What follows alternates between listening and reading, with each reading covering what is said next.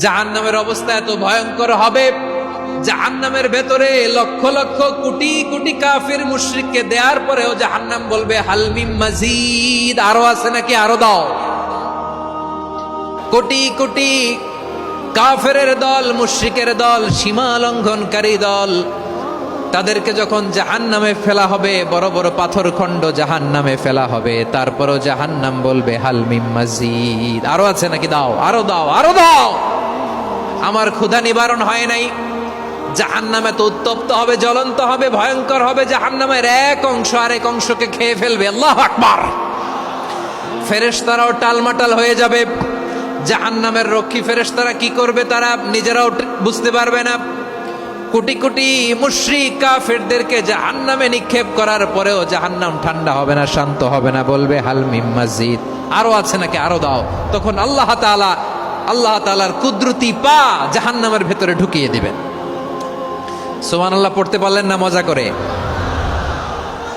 কোনো কিছুতেই যখন জাহান্নামকে শান্ত করা যায় না, আল্লাহ তাআলা তার কুদরতি পা জাহান্নামে ঢুকিয়ে দিবেন। দেওয়ার সাথে সাথে জাহান্নাম থেকে আওয়াজ আসবে, কত কত বিইজ্জাতিকা ওয়া বিকদরিক, আল্লাহ বিইজ্জাতিকা ওয়া বিকারামিক, আল্লাহ আপনার ইজ্জতের কসম, যথেষ্ট হয়েছে, এনাফ এনাফ, আর লাগবে না। সুবহানাল্লাহ বলেন। ওই ভয়ঙ্কর জাহান্নামে আমরা যেতে চাই কেউ? আবার জাহান্নামীরা যখন জাহান্নামে যাবে, ফেরেশতারা ডেকে বলবে, ও কপাল পোড়া জাহান্নামীরা, জাহান্নামে কেন ঢুকলা? দুনিয়ার বুকে কি তোমাদেরকে সতর্ক করার জন্য কেউ আসে নাই? কুল্লামা উলকিয়া ফিহা ফাউজুন সাআলাহুম খাজানাতুহা আলাম ইয়াতিকুম নাযীর। সুবহানাল্লাহ পড়েন। আলাম ইয়াতিকুম নাযীর, কোন সতর্ককারী আসে নাই?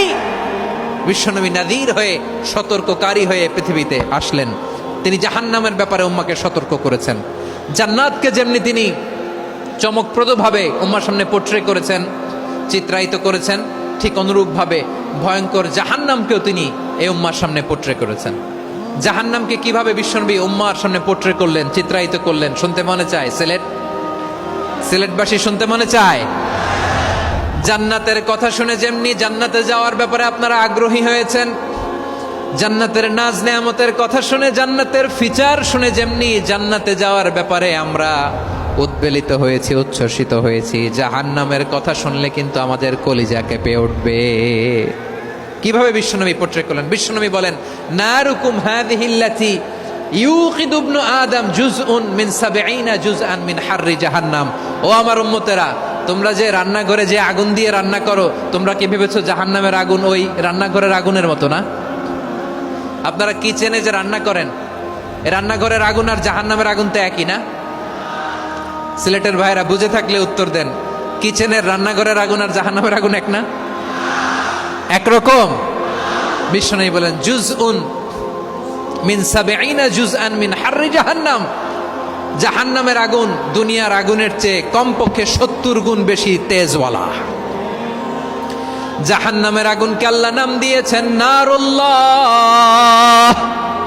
এটা আল্লাহর আগুন, নারুল্লাহিল মুকাদা আল্লাতী তাত্তালিউ আলাল আফইদা, যেটা কলিজার মধ্যে যে ধরে যায়।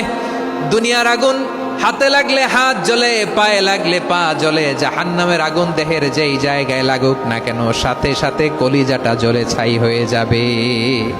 নারুল্লাহিল মুকাদা আল্লাতী তাত্তালিউ আলাল আফইদা। জাহান্নামের আগুন গায়ে লাগলে আপনার কলিজা পুড়ে ছাই হয়ে যাবে। ওই জাহান্নামে আমরা যেতে চাই? আমরা তো সবাই মিলে নাশিদ গাইলাম, জান্নাতে আমরা একা যাব না, সবাই মিলে যাব। ওই জাহান্নাম থেকেও সবাই মিলে বাঁচার দরকার আছে না নাই?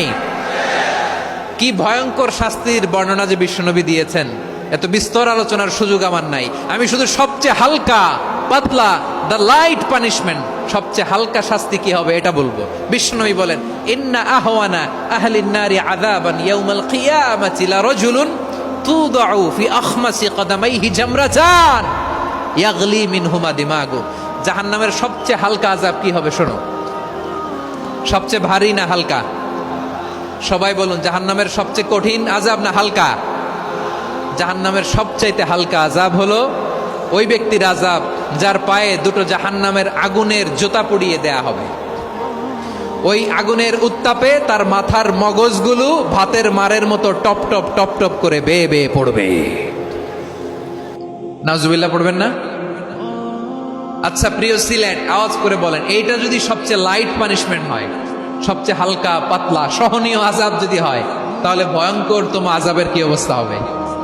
আমরা কি ওই জাহান্নামে যেতে চাই? জাহান্নামের অবস্থা এত ভয়ঙ্কর হবে, জাহান্নামের ভেতরে লক্ষ লক্ষ কোটি কোটি কাফির মুশরিককে দেওয়ার পরেও জাহান্নাম বলবে হাল মিন মাজিদ, আরো আছে নাকি, আরো দাও। কোটি কোটি কাফেরের দল, মুশরিকের দল, সীমা লঙ্ঘনকারী দল, তাদেরকে যখন জাহান্নামে ফেলা হবে, বড় বড় পাথর খণ্ড জাহান্নামে ফেলা হবে, তারপরও জাহান্নাম বলবে হাল মিন মাজিদ, আরো আছে নাকি, দাও, আরো দাও, আরো দাও। আমার ক্ষুধা নিবারণ হয় নাই। জাহান্নামে তো উত্তপ্ত হবে, জ্বলন্ত হবে, ভয়ঙ্কর হবে। জাহান্নামের এক অংশ আরেক অংশকে খেয়ে ফেলবে। আল্লাহু আকবার। ফেরেশতারাও টালমাটাল হয়ে যাবে। জাহান্নামের রক্ষী ফেরেশতারা কি করবে তারা নিজেরাও বুঝতে পারবে না। কোটি কোটি মুশরিক কাফেরদেরকে জাহান্নামে নিক্ষেপ করার পরেও জাহান্নাম ঠান্ডা হবে না, শান্ত হবে না, বলবে হাল মিন মাজিদ, আরো আছে নাকি, আরো দাও। তখন আল্লাহ তাআলার কুদরতি পা জাহান্নামের ভেতরে ঢুকিয়ে দিবেন। সুবহানাল্লাহ পড়তে পারলেন না মজা করে? কোনো কিছুতেই যখন জাহান্নামকে শান্ত করা যায় না, আল্লাহ তাআলা তার কুদরতি পা জাহান্নামে ঢুকিয়ে দিবেন। দেওয়ার সাথে সাথে জাহান্নাম থেকে আওয়াজ আসবে, কত কত বিইজ্জাতিকা ওয়া বিকদরিক, আল্লাহ বিইজ্জাতিকা ওয়া বিকারামিক, আল্লাহ আপনার ইজ্জতের কসম, যথেষ্ট হয়েছে, এনাফ এনাফ, আর লাগবে না। সুবহানাল্লাহ বলেন। ওই ভয়ঙ্কর জাহান্নামে আমরা যেতে চাই কেউ? আমরা সব সময় ওই জাহান্নাম থেকে আল্লাহর কাছে পানাহা চাই। আওয়াজ করে বলেন ঠিক কিনা?